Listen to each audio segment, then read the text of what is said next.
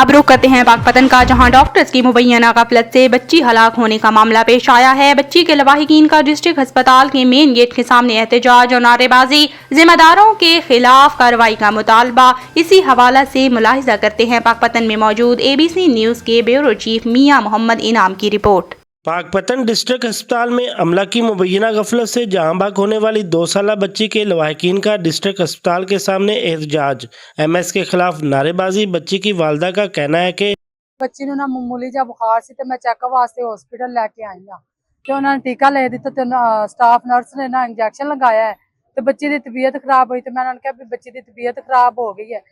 ਇੰਨੀ ਦੇਰ 'ਚ ਬੱਚੀ ਦੀ ਡੈਥ ਹੋ ਗਈ ਤੇ ਬਾਅਦ 'ਚ ਸਾਨੂੰ ਕਹਿੰਦੇ ਪਏ ਨੇ ਟੀਕਾ ਰਿਐਕਸ਼ਨ ਕਰ ਗਿਆ। ਮਰੀਮ ਨਵਾਜ਼ ਨੂੰ ਇਹ ਕਹਿਣਾ ਚਾਹੁੰਦੀ ਆ, ਉਹ ਵੀ ਇੱਕ ਮਾਂ ਹੈ ਤੇ ਮੈਂ ਵੀ ਇੱਕ ਮਾਂ, ਮੈਨੂੰ ਇਨਸਾਫ ਚਾਹੀਦਾ।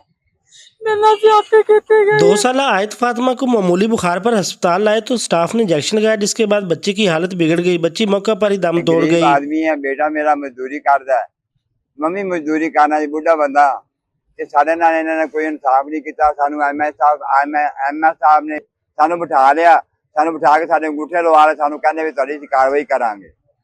MS साहब ने साडे नाल जुल्म किया। लवाहिकीन का कहना है कि 1 माह हो गया इंसाफ के लिए सरकारी दफातर के धक्के खाते, लेकिन कहीं कोई सुनवाई नहीं हुई। बच्ची की वालदा ने वज़ीर आला पंजाब मरीम नवाज से इंसाफ की अपील की है।